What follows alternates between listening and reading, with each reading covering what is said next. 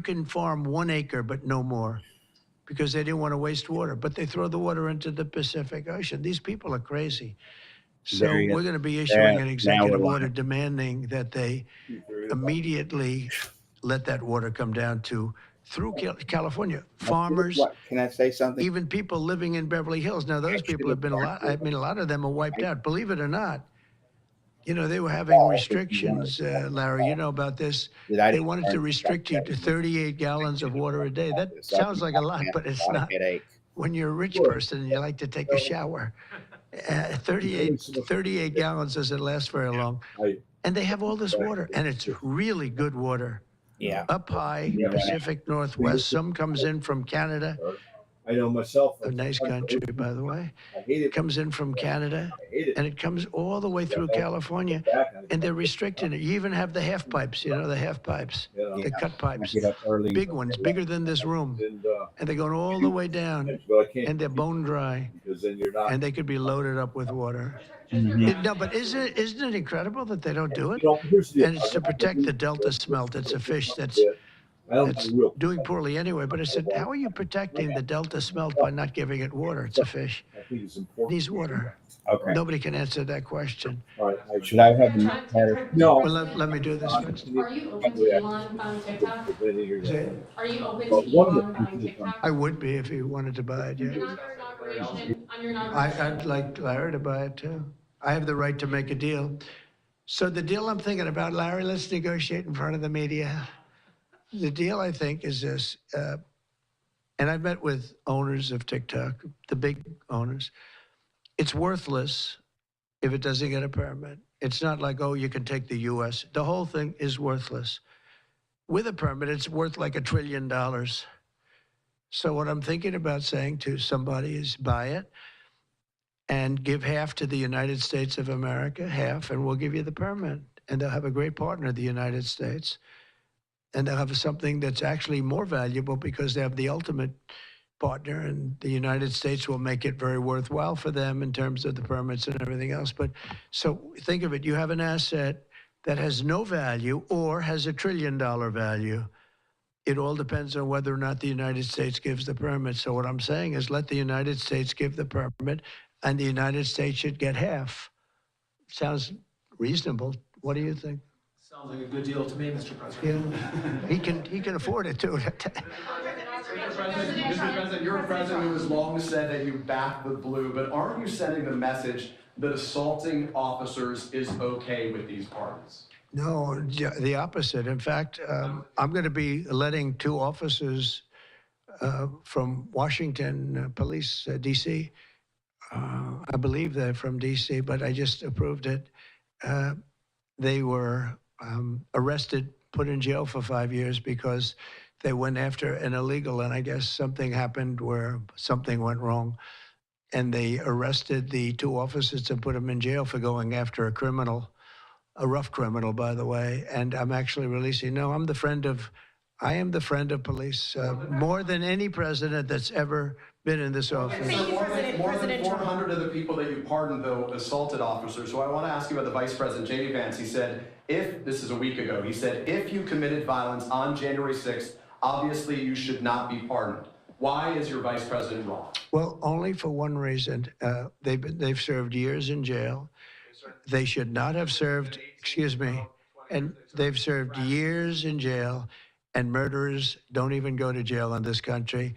And we had 1,500. We have 16 under review. As you know, we commuted about 16 of them because it looks like they could have done things that were not acceptable for a full pardon.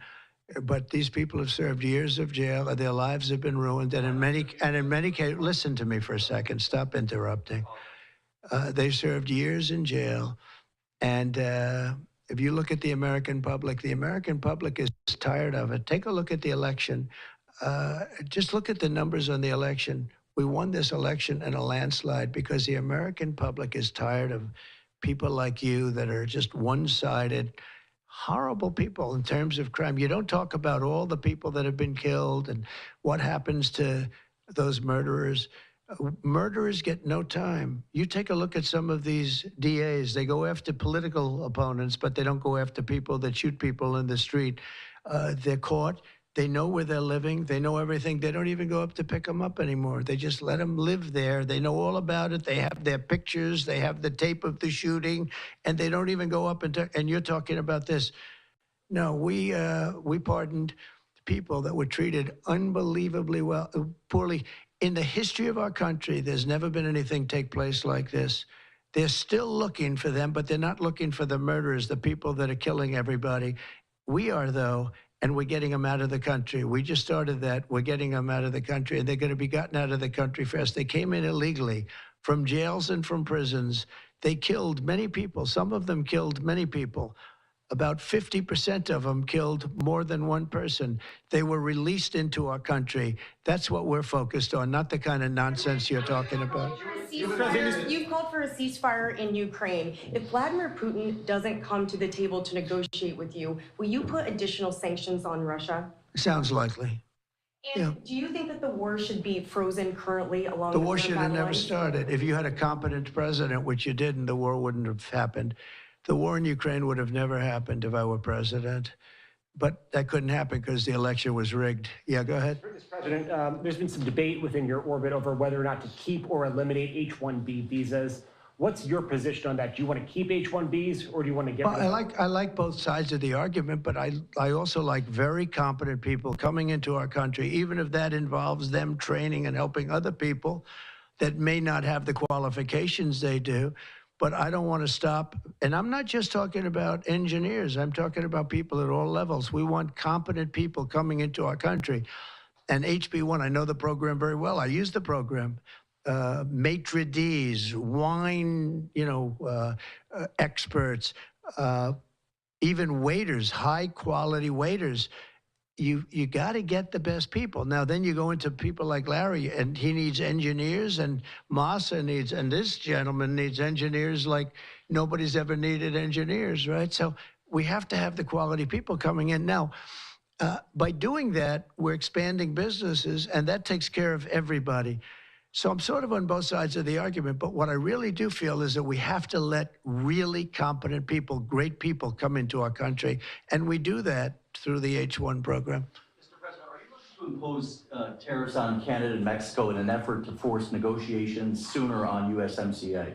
No, it's really not on USMCA. It has nothing to do with that. They've allowed, both of them, Canada very much so, they've allowed millions and millions of people to come into our country that shouldn't be here. They could have stopped them, and they didn't. And they've killed 300,000 people last year, my opinion, have been destroyed by drugs, by fentanyl. The fentanyl coming through Canada is massive. The fentanyl coming through Mexico is massive. And people are getting killed, and families are being destroyed. I mean, the son gets killed, and the family is a basket case for the rest of their lives. I mean, I've seen mothers that thought they'd heal. They never heal. They say it gets worse with time. It gets worse with time. They lose their boy. They lose their baby. They lose their young daughter to fentanyl poisoning. And I had that talk with President Xi the other day, too, of China. I said, we don't want that crap in our country. We got to stop it. I would have stopped it. I had a deal with him where he was going to give the maximum penalty, which in China is the death penalty for drug dealing. And he was all said he was going to give the maximum penalty to fentanyl dealers. If they send to the United States, they were going to get the death penalty. And of course, Biden didn't pick that up. I had that deal all done. It was all wrapped up. We were going to have it done. And then the election went, let's put it nicely, didn't go the proper way. I'm trying to be nice about it. It was rigged. And we had an incompetent president elected, and he never followed up on that deal. But he should have followed up, because if they got the death penalty, they wouldn't be sending fentanyl to Mexico, Canada, and other places. How much will the We're thinking about that too. We're talking about a tariff of 10% on China based on the fact that they're sending fentanyl to Mexico and Canada. How soon on those tariffs? Probably February 1st is the date we're looking at. For Mexico and China, we're talking about approximately 25%. Update on the Gaza ceasefire, and are you planning to travel to the Middle East soon? We're thinking about going to the Middle East, not yet. We have a thing called the hostages are coming back going on right now, and they are coming back. Some of them have been very, very damaged. You look at the young lady with her hand practically blown off. You know how that happened, right? Did you know how that happened? When you find out, you're not going to be too happy because it was terrible. But the hostages are starting to come back. If I weren't here, they wouldn't be back ever. They would have never come back. They would have all died. If this were done a year earlier, if Biden would have done this deal a year and a half, 2 years ago, or frankly, it should have never happened. October 7th should have never happened. Nobody should be dead. But through weakness, they allowed it to happen, and then it was a disaster from them. But you go back just 6 months ago, many of these young people were living. Young people don't die like that. They're just dying. And young people aren't dying at 22 and 23 years old. They don't die. But now they're dying, and you wonder why they're dying. They're being killed, and they have been killed. But they say 6 months ago, you would have had 11 more living hostages. Think of that. 6 months ago, but Biden couldn't get it done, and it was only the imposition that I put on as a deadline that got it done. But it's a very sad situation. It should have never happened. I'll tell you, 2 things should have never happened. 3 things: inflation should have never happened. It would have never happened, except for what they did to energy and their crazy spending. And Ukraine would have never happened. Never. By the way, Russia never would have gone into Ukraine. I had a very strong understanding with Putin that it would have never, ever happened. He disrespected Biden. Very simple. He disrespects people. He's smart. He understands. He disrespected Biden. And also, the Middle East would have never happened because Iran was broke. They had no money. They had no money for Hamas. They had no money for Hezbollah. It would have never happened. October 7th would have never happened, but it did happen. So this is the cards I've been given, and we're getting the hostages back. That would have never happened under Biden. They would have never come back. They were just dying not that slowly. They were dying or being killed, but that was what was happening. So are you going to keep sending weapons to Ukraine, or are you going to turn off the tap soon? Well, we're looking at that. We're talking to Zelensky. We're going to be talking with President Putin very soon, and we'll see how it all happens. We're going to look at it very soon. One thing I do feel, the European Union should be paying a lot more than they're paying, because under Biden, I mean, we're in there for $200 billion more. Now, it affects them more than it affects us. We have an ocean in between, right? Little thing called an ocean. The European Union should equalize. We're in there for $200 billion more than the European Union. I mean, what are we, stupid? I guess the answer is yes, because they must think so. But the European Union takes advantage of us tremendously on trade, and they now take advantage of, and always have. If I didn't get involved years ago, my first term, one of the first things I noticed was that they're not paying enough. They're not paying. And a lot of those countries weren't even paying. The NATO countries, they weren't paying. Only 7 out of 28 were paying. We were one of them. And Poland was one. And they had a few of them that were paying, and some were paying very proudly. Usually, the closer to the borderline of Russia they were, the faster they paid, okay? The ones that were further away tended not to pay so fast. And one thing on that, I think they should lift their number not to 2%, but to 5%. NATO should be at 5%, not at 2%. 2% is ridiculous, yeah. Did you ask President Xi in your conversation about Ukraine, you asked him to get involved in helping settle that? Can you tell us about that? I did, yeah. I said, you ought to get it settled, because he's not done very much on that. He's got a lot of power, like we have a lot of power. I said, you ought to get it settled. We did discuss it, yeah. Do you intend to continue selling products that benefit yourself personally while you're president? Well, I don't know if it benefited. I don't know where it is. I don't know much about it other than I launched it. I heard it was very successful. I haven't checked it. Where is it today? You made a lot of money, sir. How much? Several $1 billion, it seems like, in the last several days. Several billion? That's peanuts for these guys. So you talked about the letter from President Biden. Can you give us some sense, broadly speaking? Yeah, he wrote me a nice letter. I mean, I did open it last night. And I didn't know, Peter said, could get the letter. I said, wait a minute, let's see the letter. It's sort of a tradition. You put it in the drawer, especially of the beautiful Resolute desk, right? And I opened the drawer, and there it was. It said to number 47. And it was a very nice letter. I mean, I could show it because I think it was a nice letter. Maybe I will. I think just basically it was a little bit of an inspirational type letter, you know, enjoy it, do a good job. Important, very important, how important the job is. But I think it was a nice letter. I think I should let people see it because it was a positive for him in writing it. I appreciated the letter. Mr. President, were security concerns at all a factor when deciding to move your inauguration indoors? No, not at all. No, not at all. It was just cold.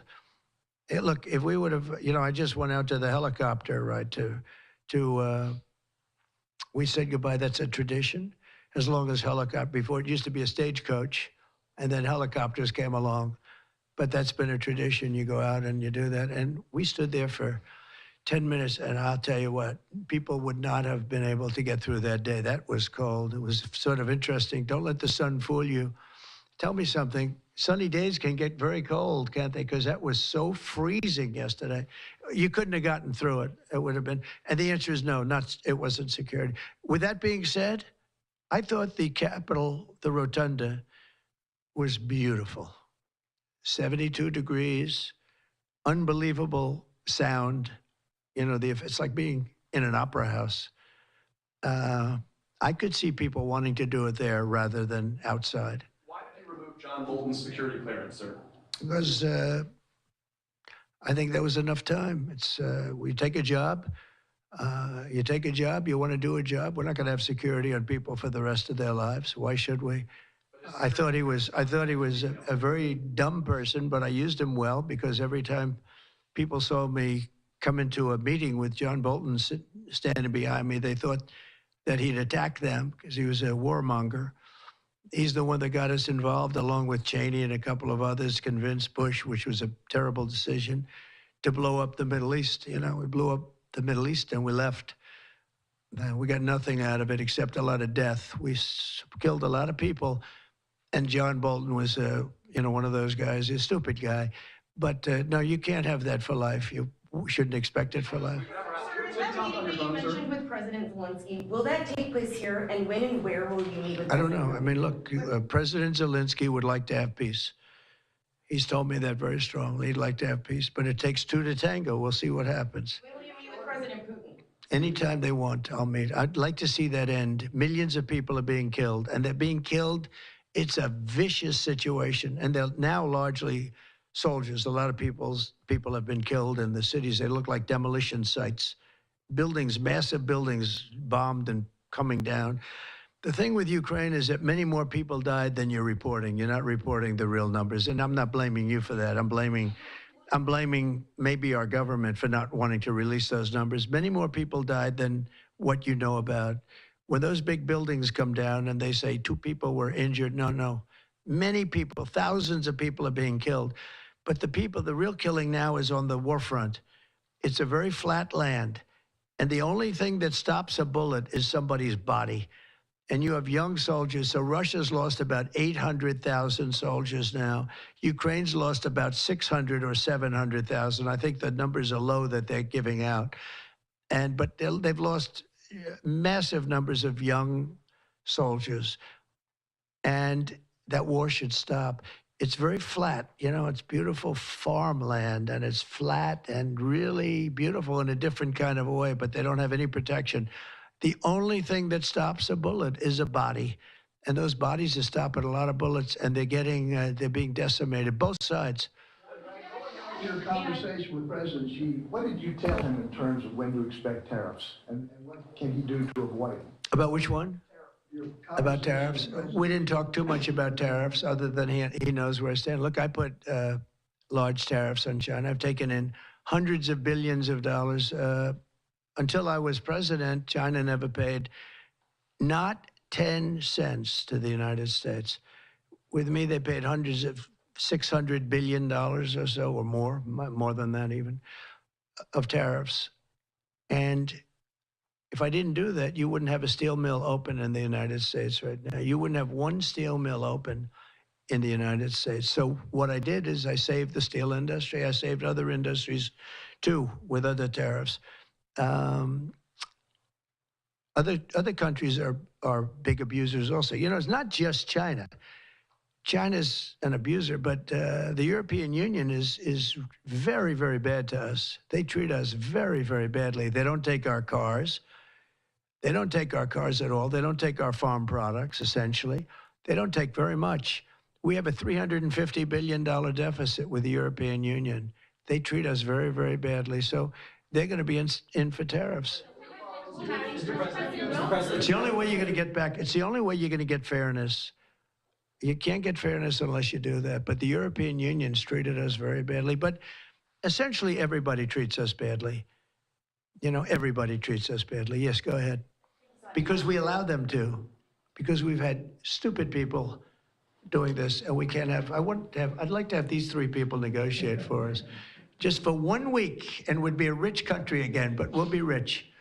Mr. President, on AI data centers, will you rescind President Biden's executive order that opens up federal lands? On which centers? On data centers. Will you rescind President Biden's executive order that opens up federal lands for data centers and energy production? No, I wouldn't do that. That sounds to me like it's something that I would like. I'd like to see federal lands opened up for data centers. I think they're going to be very important. Again, we have a lot of competition for that. So it's an honor to have these three great people, great CEOs and great geniuses, all three. It's an honor that they want to come to our country, but we're going to make it as easy as we can for them because other countries want them to. I'm going to have to go now. Thank you all very much. Thank you. Do you have TikTok on your phone? I think I'll get it right now. By the way, again, we won the young vote. I think I won it through TikTok. So I have a warm spot in my heart for TikTok. Okay? Thank you. Thank you very Thank you, much. Mr. President. All right, you're just seeing there along some tech titans there as announcing this new AI initiative for the president there. We're really answering quite a few questions about pardons, about different things, including tariffs as well. So some major announcements. It's just day number 2 of this second Trump term. I do want to put up just this here very briefly, talking about OpenAI, saying the Stargate project is a new company which intends to invest $500 billion over the next 4 years in building new infrastructure for OpenAI in the United States. I'm Andy Mack. You're on Live Now from Fox. We'll be back after this.